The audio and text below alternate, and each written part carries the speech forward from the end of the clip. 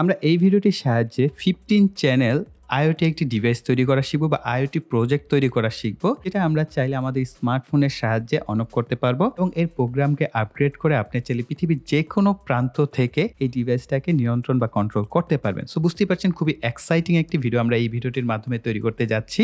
তার জন্য অবশ্যই ভিডিওতে লাইক, কমেন্ট এবং শেয়ার করবেন। তো চলুন আর কথা না বাড়িয়ে এই IoT প্রজেক্টটি তৈরি করা শুরু করা যায়। আমাদের কাছে এই পিসিবি বোর্ডগুলো পাঠানো হয়েছে PCBWay.com থেকে। দেখতেই পাচ্ছেন এরকম বক্সে আসে, আর এই হচ্ছে আমাদের পিসিবি বোর্ডগুলো।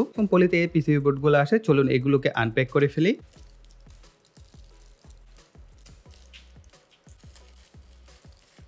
দেখতেই পাচ্ছেন পিসিবি বোর্ডগুলোর কোয়ালিটি বেশ হাই কোয়ালিটি এবং প্রফেশনাল মানের। এদের যে হোল কোয়ালিটি, থিকনেস, কালার সমস্ত বিষয় কিন্তু বেশ প্রফেশনাল মানের। যদি কাছ থেকে দেখে এই পিসিবি বোর্ডগুলো কিন্তু বেশ শক্তপোক্ত এবং মজবুত হয়ে থাকে।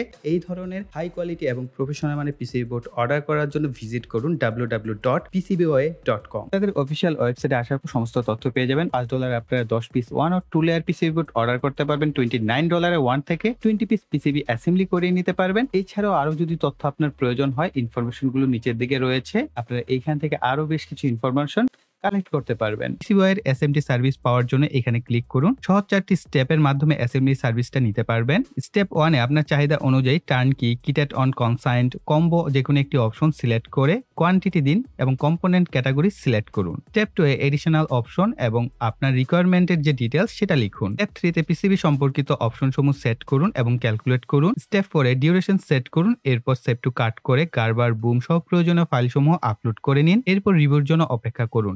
হয়ে গেলে খুব সহজে আপনারা পিসিবিওয়াই থেকে আপনাদের যে সার্ভিসটা সেটা অর্ডার করতে পারছেন। আমাদের এই প্রজেক্টের মূল ইউনিট হিসেবে কাজ করবে node MCU ESP32 W room module একটি, প্রয়োজন অনুযায়ী female to male connector, 5 volt DC relay 15টি, এসি 2 পিন টার্মিনাল ব্লক 15টি, 1N4007 ডায়োড 15টি, DC547 NPN ট্রানজিস্টর 15টি, 330 ওহম রেজিস্টর 15টি, ডিসি সকেট একটি। চলুন আর দেরি না করে পিসিবি বোর্ডে পার্টসগুলোকে বসিয়ে নিই।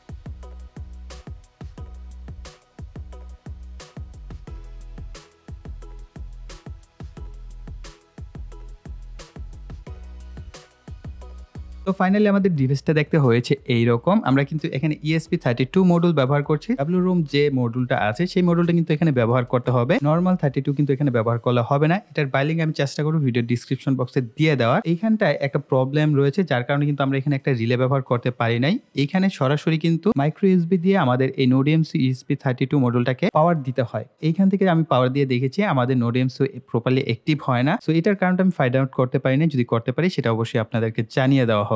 এইখানে যেহেতু একটা ব্যবহার করা হয় না, এই কারণে আমরা বলছিলাম যে এটা 15 চ্যানেল রিলে হয়েছে, 16 চ্যানেল রিলে হয় নাই। আর এইখানটায় আরেকটা বিষয় হচ্ছে এই কেবলের বিষয়টা। এখানে অবশ্যই এরকম একটা কেবল ব্যবহার করতে হবে যেটা মোটামুটি ডেটা কেবল 2 থেকে 3 এম্পিয়ারের মতো আর রেঞ্জের আউটপুট নিতে পারে। ওইরকম একটা কেবল কিন্তু এখানে ব্যবহার করতে হবে। নর্মাল কেবল কিন্তু এখানে পাওয়ার দিতে পারবে না, কেননা আমাদের এই নোড এমসিউর পাশাপাশি এই রিলেগুলোকে কিন্তু পাওয়ার দিতে হবে। সেই ক্ষেত্রে ভালো মানের অবশ্য অ্যাডাপ্টারও আপনাকে ব্যবহার করতে হবে। সো আমি কিন্তু এই ক্ষেত্রে এই ধরনের একটা অ্যাডাপ্টার ব্যবহার করছি। তো এইখানে বেসিক্যালি আপনাকে বুঝতে হবে ESP32 যে মডিউলটা আছে, আপনার কাছে যে মডিউলটা আছে সেই মডিউলটা আসলে কোন ধরনের, কোন ব্র্যান্ডের, সেই অনুযায়ী আপনাকে কিন্তু আইডেন্টিফাই করতে হবে। এখন ESP32 মডিউল লিখে আপনি যদি গুগলে সার্চ করেন বা পিন আউট লিখে সার্চ করেন ESP32 পিন আউট, তাহলে কিন্তু আপনি অসংখ্য ইমেজ পেয়ে যাবেন। সেখান থেকে আপনার মডিউলটা কোনটা সেটা আইডেন্টিফাই করে নেবেন। এটার পর আপনাকে খুঁজে বের করতে হবে কোন পিনের আসলে কি নাম এবং কি কাজ। এখানে আহামরি কোনো কিছু নাই, আপনাকে জাস্ট এটার যে ভি ইন পিন এবং গ্রাউন্ড পিন এই দুইটা এট ফার্স্ট বের করতে হবে। সো আমরা দেখতেই পাচ্ছি আমাদের ভি ইন এবং গ্রাউন্ড পিনটা হচ্ছে এই বাম পাশে। আমরা এখানটা যদি দেখি আমাদের এখানে 5 ভোল্ট, এটা হচ্ছে গ্রাউন্ড। আমরা কিন্তু এটা ডেটা শিট থেকেই অনায়াসে জানতে পারছি। আর এই পাশে যদি দেখি আমরা আরো একটা গ্রাউন্ড পিন রয়েছে, আমরা চাইলে এই গ্রাউন্ড পিন গুলোকে কমন করে দিতে পারি অথবা যে কোনো একটা গ্রাউন্ড পিন নিয়ে আমরা যদি সাপ্লাই করি তাহলে হয়ে গেল। অর্থাৎ আমাদের এই পুরো মডিউলটা 5 ভোল্টে অপারেটিং করতে হবে। সেই কারণে আমরা এটাকে সাপ্লাই দিব 5 ভোল্ট। অথবা আপনি যখন এখানে মাইক্রো ইউএসবি ব্যবহার করবেন তখন কিন্তু এইটার মাধ্যমে আমাদের এখানে 5 ভোল্ট, 3.3 ভোল্ট এবং গ্রাউন্ড এই প্রান্তগুলো বের হবে। তো আপনি এইখান থেকেও চাইলে 5 ভোল্ট বা 3.3 ভোল্ট চাইলে নিতে পারবেন। এই মডিউলের গায়ে কিন্তু D15 লেখা রয়েছে, অর্থাৎ D15 নাম্বার পিন হচ্ছে এটা, D2, D4, এরপরে কিন্তু আমরা দেখতে পাচ্ছি RX, TX, আবার D5, 18, অর্থাৎ D দিয়ে যে নাম্বারগুলো রয়েছে, যে পিনগুলো রয়েছে সেগুলোকে আমরা ইনপুট এবং আউটপুট হিসেবে কাজে লাগাতে পারবো। যেহেতু আমরা রিলে মডিউল ব্যবহার করব, সেই ক্ষেত্রে আমাদের কাজ হবে আউটপুট হিসেবে ডিক্লারেশন করা। আউটপুট হিসেবে ডিক্লারেশন করা বা রিলেকে ট্রিগার করার জন্য আমাদের প্রয়োজন হয়ে থাকে একটা রেজিস্টার। সো এখানটায় দেখেন আমরা D15 পিন, এই একটা পিনের কাজ যদি আমরা বুঝি তাহলে আমরা এখানে 15টা হোক আর 16টা হোক বা 20টা বা 30টা হোক, যতগুলো আপনার মডিউলের পিন আউট থাকবে আপনি অতগুলো কিন্তু ব্যবহার করতে পারছেন। এটা রিলের বাইসিং বুঝবেন, বাকিগুলো অনায়াসে হয়ে যাবে। তো এই D15 পিন থেকে একটা 1 কিলো ওহম রেজিস্টর নিয়ে নিলে এই 1 কিলো ওহম রেজিস্টরের এক প্রান্তে আসার পর অপর প্রান্তটা আমাদের চলে যাচ্ছে একটা ট্রানজিস্টরে। এখন ট্রানজিস্টরটা আমরা এখানে ব্যবহার করছি BC547 মানে, এবং এই ধরনের ট্রানজিস্টর গুলো 1 নাম্বার পিন, কালেক্টর, 2 বেস এবং 3 ইমিটার হয়ে থাকেন। এগুলো কিন্তু 1, 2, 3 এরকম, আপনারা এখানে প্র্যাকটিক্যাল চিত্রটা দেখতে পাচ্ছেন। আর সিম্বলটা হয়ে থাকে এরকম, এই উপরেরটাকে আমরা কালেক্টর, মাঝেরটা বেস এবং লাস্টেরটা ইমিটার। তার মানে কি আমাদের বেস প্রান্তে আমরা একটা 1 কিলো ওহম রেজিস্টর দিয়ে ট্রিগার নিব, আর এটা হচ্ছে আমাদের কালেক্টর পিন আর এটা হচ্ছে আমাদের ইমিটার পিন। আমরা ইমিটার পিনকে সরাসরি গ্রাউন্ড করে দেবো। এখানে আমাদের যে গ্রাউন্ড আছে সেটার সাথে আমরা চাইলে কমন করে দিতে পারি। আর এখানে আমরা ব্যবহার করব 5 ভোল্ট রিলে। 5 ভোল্টের রিলে প্র্যাকটিক্যালি দেখতে হয়ে থাকে এরকম, 3টা পিন থাকে এবং অপর প্রান্তে 2টা পিন থাকে। যেই প্রান্তে 3টা পিন থাকে সেই প্রান্তের এই 2টা পিন, অর্থাৎ মাঝের পিন বাদ দিয়ে বাকি 2টা পিন হয়ে থাকে কয়েল। কয়েলটাই আমরা এখানে ড্র করেছি। ধরে নিচ্ছি আমরা এটা হচ্ছে আমাদের 1 নাম্বার পিন আর এটা হচ্ছে আমাদের 2 নাম্বার পিন। আমরা এখানে 1 এবং 2 লিখে দিলাম। আমাদের কয়েল এভাবে সাপ্লাই দিতে হবে, অর্থাৎ কয়েলের এক প্রান্তে আমাদের 5 ভোল্ট আসবে, আমরা 5 ভোল্ট সাপ্লাই দিলাম। এরপর অপর প্রান্তটা আমাদের চলে যাবে আমাদের যে ট্রানজিস্টর থাকবে সেটার কালেক্টরে। সো দেখতে পাচ্ছেন আমরা কালেক্টরে কানেকশন করেছি। এরপরে এটা যে মাঝের যে প্রান্ত যেটা দেখতে পাচ্ছে এটাকে বলা হয় কমন পিন, হচ্ছে আমাদের কমন পিন। এই কমন পিনে আমরা যে কাজটা করেছি, আমাদের এসি সাপ্লাই থেকে ফেজ যেটা রয়েছে, যেটাকে আমরা লাইভ ওয়্যার বলে থাকি, সেই লাইভ ওয়্যার বা ফেজ লাইনটাকে আমরা এখানে কানেকশন করে দিয়েছি। এই পথ দিয়ে আমাদের এটা কিন্তু নরমালি ক্লোজ প্রান্ত বলে থাকি। একইভাবে এখানে দেখতে পাচ্ছেন এখানে একটা প্রান্ত থাকে NO আর একটা থেকে NC। এটা মিটার ধরে বোঝা যায়, যে প্রান্তটা শর্ট থাকবে সেটা হচ্ছে NC আর যেটা ওপেন থাকবে সেটা হচ্ছে NO প্রান্ত থেকে কিন্তু আমরা লোড কানেকশন করেছি। কেন করেছি একটু পরে বলছি। আমরা এইখানে দেখেন এই যে ফেজটা আছে, এই ফেজটা এই পর্যন্ত আসছে। যখনই আমাদের বেসে ট্রিগার আসবে আমাদের এই কন্ট্যাক্টটা চেঞ্জ হয়ে প্রান্তের সাথে লেগে যাবে। তার মানে আমাদের ফেজ লাইনটা এই পথ দিয়ে ঘুরে আমাদের লোডের এক প্রান্তে চলে আসবে। এসি লোড, অবশ্যই এটা এসি লোড, যেহেতু আমরা ফেজ সাপ্লাই দিচ্ছি। এখন একটা এসি লোড চলার জন্য কি কি শর্ত? এসি লোডের এক প্রান্তে ফেজ, অপর প্রান্তে নিউট্রাল, অর্থাৎ এসি 220 ভোল্টের ফেজ এবং নিউট্রাল সাপ্লাই দিলে সে বাতিটা জ্বলবে। ধরলাম এটা একটা এসি ল্যাম্প। এই ল্যাম্পে আমরা এক প্রান্তে যেহেতু আমরা ফেজ পেয়ে গেছি, তার মানে আমাদের অপর প্রান্তে কি দরকার? নিউট্রাল। সো আমরা এখানে কি করব? এসি 220 ভোল্ট থেকে নিউট্রাল লাইনটাকে কানেকশন করে দেব। এখানে অ্যাড করতে হবে, এখানে একটা 1N4007 ডায়োড উল্টো করে ব্যবহার করা হয়। এটাকে আমরা ফ্রি হুইল ডায়োডও বলে থাকি, অর্থাৎ এখানে আমাদের রিলের যে ফ্লাক্স গুলো তৈরি হবে সেটাকে ফ্রি হুইল করার জন্য এখানে অবশ্যই একটা 1N4007 মানের ডায়োড ব্যবহার করতে হবে।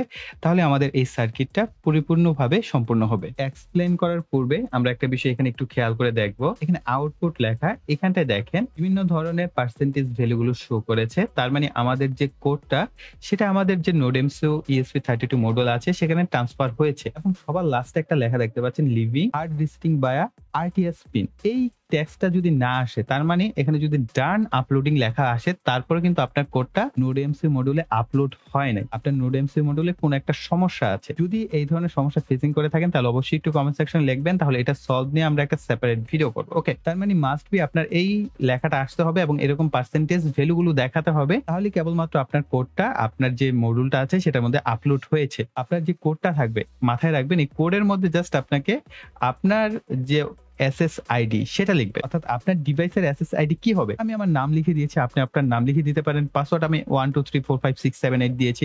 আপনি চাইলে যে কোনো পাসওয়ার্ড এখানে ব্যবহার করতে পারেন। আপনি যে কোনো একটি ব্রাউজার ওপেন করেন, এখান থেকে সার্চ করবেন remoteXY.com। এই যে এই ধরনের একটা ওয়েবসাইট পেয়ে যাবেন, এই ওয়েবসাইটে চলে আসবেন। এখান থেকে স্টার্ট নাও, এটা হচ্ছে আপনার মোবাইলের স্ক্রিন, অর্থাৎ আপনি এখন একটা অ্যাপস ডিজাইন করছেন বা অ্যাপস তৈরি করছেন। এখন এটার একটা লিমিটেশন হচ্ছে আপনি যখনই দুইটা কম্পোনেন্টের বেশি নিবেন, মানে দুইটা কম্পোনেন্টের বেশি প্লেস করে ফেলবেন, তখন হচ্ছে এটা একটা টাইম ডিউরেশন দেখাবে।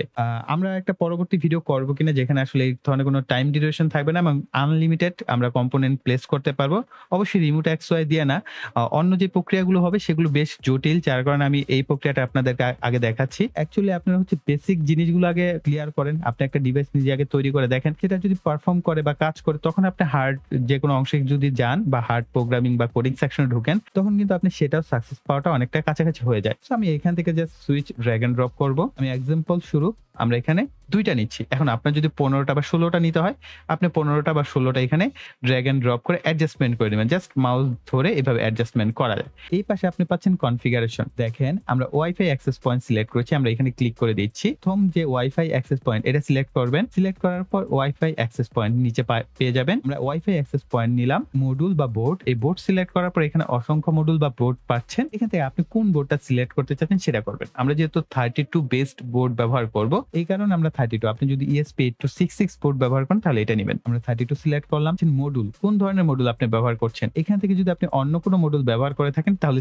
সেটাই সিলেক্ট করবেন। ইন্টিগ্রেটেড ওয়াইফাই, অর্থাৎ আমাদের যে মডিউলের ইন্টিগ্রেট করা যে ওয়াইফাই আইসিটা আছে সেটার মাধ্যমে আমরা বা মডিউলটার মাধ্যমে আছে সেটাকে নিব। এখানে আমরা ইন্টিগ্রেটেড ওয়াইফাই সিলেক্ট করব। আইডি, আপনি যদি অন্য কোনো আইডি ব্যবহার করেন সেগুলো সিলেক্ট করতে পারেন। আমরা আরডিনো ব্যবহার করব, এই কারণে আরডিনো সিলেক্ট করে অ্যাপ্লাই করে দেব। মানে বাটন প্লেস করেছেন, বাটন সিলেক্ট করবেন, করার পর নিচের দিকে টুল করে চলে আসবেন। এখানে স্ন্যাপ টু পিন একটা অপশন পাচ্ছেন, এখানে সিলেক্ট করবেন। এখানে দেখেন আপনার যে মডিউলটা আছে সেটা সমস্ত পিন আউট গুলো আপনি এখানে পেয়ে যাচ্ছেন। ম্যাক্সিমাম 39টা পিনের যে মডিউল পাওয়া যায় সেটা পর্যন্ত আপনি এখানে আছে, কিন্তু আপনি এখানে 39 সিলেক্ট করলে হবে না। আপনার মডিউলে যত নাম্বার পর্যন্ত আছে সেগুলো সিলেক্ট করবে। যেরকম আমরা দেখেছি 15 নাম্বার আছে, তাই না? আমরা 15 সিলেক্ট করলাম, পরবর্তীটা আবার সিলেক্ট করব। পরবর্তী বাটন আমরা স্ন্যাপ টু পিন এখানে সিলেক্ট করে দিব, সাপোজ 2 নাম্বারটা। এইভাবে আপনারা হচ্ছে প্রত্যেকটা পিন সিলেক্ট করবেন। সিলেক্ট করার পর আপনাদের এখানে আর কোনো কাজ নেই। আপনি চাইলে কালার টালার চেঞ্জ করতে পারেন, এটা আপনার একদম পার্সোনাল ব্যাপার। আপনি ধীরে সুস্থে চাইলে আরো বেশি আকর্ষণীয় করে এই অ্যাপসটা ডিজাইন করতে পারেন। এরপর আমরা গেট সোর্স কোড এটা সিলেক্ট করে দিব। তাহলে দেখেন আপনার এইখানে আপনাকে পুরো একটা প্রোগ্রাম অটোমেটিক্যালি লিখে দিয়েছে। আপনি জাস্ট এটাকে কপি করে নেবেন অথবা এইখান থেকে কপি করে নেন। দেন আপনি আপনার আরডিনো আইডিতে এসে Ctrl+A করে Ctrl+V করে দেন। হয়ে গেল কপি পেস্ট, আপনার প্রোগ্রাম রেডি। এরপর আপনি এটাকে কম্পাইল করেন এবং আপলোড করে ফেলেন। আমি প্র্যাকটিক্যাল ভাবে একটু কানেকশন ডায়াগ্রামটা আপনাদেরকে বুঝিয়ে দিচ্ছি। এখানটা দেখতে পাচ্ছেন রিলের যে দুটি প্রান্ত থাকে, একটা হচ্ছে কমন প্রান্ত আর একটা হচ্ছে নরমালি ওপেন প্রান্ত। এই দুইটা প্রান্ত কিন্তু আমরা এই দুই টার্মিনালে ব্যবহার করেছি, যার ফলে আমরা কমন প্রান্তে যদি ফেজ দেই তাহলে আমাদের নরমালি ওপেন প্রান্ত দিয়ে কিন্তু ফেজটাই বের হবে। অর্থাৎ আমরা যদি নিউট্রাল দিই তাহলে নিউট্রাল বের হবে, আর ফেজ দিলে ফেজ বের হবে। আর এখানটা দেখতে পাচ্ছেন আমরা একটি 2 পিন প্লাগ ব্যবহার করেছি। এই 2 পিন প্লাগ থেকে হচ্ছে এখানে ফেজ এবং নিউট্রাল দুই প্রান্তে নেওয়া হয়েছে। ধরে নিচ্ছি আমরা এই পাশ থেকে আমাদের ফেজ প্রান্তটা আমাদের রিলের এক প্রান্তে চলে আসছে, অর্থাৎ কমন প্রান্তে। তার জন্য আমরা কি করেছি, রিলের প্রত্যেকটা প্রান্তকে আমরা কালো তার দিয়ে কিন্তু এখানে শর্ট করে নিয়েছি। সো দেখতেই পাচ্ছেন এখানে দুইটা করে তারকে জয়েন্ট করে করে আমরা এখানে শর্ট করে ফেলেছি। এরপর রিলের যে অপর প্রান্তগুলো আছে সেখান থেকে আমরা কিন্তু আমাদের এই কানেক্টরে নিয়ে আসছি একটি করে লাল তার। এই প্রান্তগুলো হচ্ছে আমাদের লোডের যে ফেজ আছে সেখানে চলে যাবে, যেহেতু আমরা এখানে ফেজ লাইনকে কানেকশন করেছি। এবং লোডের প্রত্যেকটা এখানে দেখতে পাচ্ছেন অনেকগুলো কালো তার কানেক্ট করা হয়েছে। এগুলো হচ্ছে প্রত্যেকটা যে আমাদের বাতি আছে এদের যে নিউট্রাল প্রান্ত থাকবে সেই নিউট্রাল প্রান্তগুলোকে আমরা একত্রে করে শর্ট করেছি। এখান থেকে আমরা একটা তার বের করে আমাদের এই যে 2 পিন প্লাগ ব্যবহার করেছি, এই 2 পিন প্লাগের যে নিউট্রাল প্রান্ত আছে সেটার সাথে জাস্ট কানেকশন করে দিয়েছি। আমি আমার মোবাইলের রিমোট XY যে অ্যাপসটি আছে সেটিকে আমরা ওপেন করব। এখানে আপনারা ডান পাশে অ্যাড বাটন পাবেন, সেখান থেকে আপনি যদি নতুন কোনো ডিভাইস কানেক্ট করা হয় এখানে অ্যাড বাটনে ক্লিক করবেন, করার পর ওয়াইফাই পয়েন্ট অ্যাক্সেস এটাকে সিলেক্ট করবেন, করার পর সিলেক্ট ওয়াইফাই পয়েন্ট এটাকে সিলেক্ট করে দিবেন। এরপর আপনার সামনে ওয়াইফাই অপশনগুলো চলে আসবে, আপনার এসএসআইডির নাম যা থাকবে সেটা সিলেক্ট করে পাসওয়ার্ড দিলেই কানেকশন হয়ে যাবে। আমি এখানে কানেকশন করেছি, সো এই কারণে দেখতে পাচ্ছেন দুইটা নাম। একটা হচ্ছে আমরা 16 চ্যানেলকে আমরা অ্যাক্টিভেট করে দেখেছি যে 16 চ্যানেল কাজ করছে কিনা। এরপর আমি পরবর্তীতে 10 চ্যানেলের জন্য অর্থাৎ 10টা চ্যানেলের জন্য এই কোডটাকে করা হয়েছে। এখন যদি আমরা এই 10টা বাটনকে অন অফ করি তাহলে আমরা দেখতে পাবো আমাদের লোডগুলো অন অফ হচ্ছে। তবে এইখানে আমি কিন্তু 3টা মাত্র আউটপুট লোড কানেকশন করেছি জাস্ট এক্সপেরিমেন্টাল পারপাস, কেননা আমরা জানি রিলে ট্রিগার করা মানে হচ্ছে আমাদের এসি লোডগুলো কাজ করবে। আর এখানে দেখতে পাচ্ছেন যেহেতু আমরা ফ্রি লাইসেন্স ব্যবহার করছি এই কারণে কিন্তু খুব বেশি একটা সময় আমাদের আউটপুটটা দেখাচ্ছে না। সো যাই হোক, এখন আমরা টেস্ট করে দেখি যে আমাদের রিলেগুলো ট্রিগার করে কিনা। আচ্ছা, রিলে ট্রিগার করছে এই সময়ের পরে কিন্তু দেখবেন এখানে কিন্তু ইপ্রুম আছে। সময় শেষ হওয়ার পর জাস্ট আবার কানেকশন করলে আমরা যে বাটনগুলোকে অন করেছি সেটা কিন্তু অনই থাকছে। সো আমরা আবার জাস্ট অন করে নিতে পারছি। সো দেখতেই পাচ্ছেন আমাদের এসি লোডগুলো কিন্তু কাজ করছে এবং আমরা এই পাশ থেকেও যদি অন করি সো ওই পাশের একটা লোডও কিন্তু আমাদের অ্যাক্টিভ হয়েছে, অর্থাৎ 10টা বাটনই কিন্তু প্রপারলি ওয়ার্ক করছে। এখন দেখেন এই সময়টা শেষ হয়ে গেল। আপনার ডিভাইস যদি পুরোপুরি অনলাইনে থাকে তাহলে এইটার মধ্যে ইপ্রুম রয়েছে, সেই ইপ্রুম অনুযায়ী কিন্তু আপনার ডিভাইসটা অ্যাক্টিভ থাকলে অ্যাক্টিভই থাকবে, অফ থাকলে অফই থাকবে। দেখেন আমরা যদি আবার নতুন করে এখানে জাস্ট ঢুকি, আমরা এখন চাচ্ছি যে কোনো একটা বাতি আমরা অফ করে দিব। সো আমরা যদি সেখান থেকে চাইলে অফ করে দিতে পারছি, আবার চাইলে এটাকে অফ করে দিতে পারছি। সো এটা একটা প্লাস পয়েন্ট যে আপনি চাইলে ফ্রিতেই ব্যবহার করতে পারছেন, কারণ আপনার যখন দরকার হচ্ছে আপনার এই টাইম কাউন্টের পরেও যদি আপনি আপনার অ্যাপস থেকে বের হয়ে যান, জাস্ট নতুন করে অ্যাপসে ঢুকবেন, ঢোকার পর আপনার যে লোডটা আপনি চাচ্ছেন অন করতে বা অফ করতে সেটা কিন্তু আপনি অন অফ করতে পারছেন। এই যে দেখেন যেটা অফ ছিল সেটা অফই আছে, আর যেটা অন করা সেটা কিন্তু আমরা এখন অন করে দিতে পারছি। অতএব অ্যাপসের যে টাইম ডিউরেশনের বিষয়টা, আপনি যখন অ্যাক্টিভ করছেন আপনাকে 20 সেকেন্ডের মধ্যে একটা সিদ্ধান্ত নিয়ে নিতে হবে আমার ওই লোডটাকে আমরা অন করব বা অফ করব। সো ফ্রিতে চাইলে এভাবে ব্যবহার করা যাবে। গাইস, এই ছিল আমাদের সম্পূর্ণ ভিডিওটি। আই থিঙ্ক ভিডিওটি আপনাদের কাছে ভালো লেগেছে, তার জন্য অবশ্যই ভিডিওতে লাইক, কমেন্ট এবং শেয়ার করবেন। আর যারা এখনও চ্যানেলটিকে সাবস্ক্রাইব করেননি তারা অবশ্যই চ্যানেলটিকে সাবস্ক্রাইব করে পাশে বেল বাটনটি অ্যাক্টিভ করে দেবেন পরবর্তী ভিডিওর নোটিফিকেশন পাওয়ার জন্য। সো এই বলে এখানে বিদায় নিব। সকলে ভালো থাকবেন, সুস্থ থাকবেন, টাটা।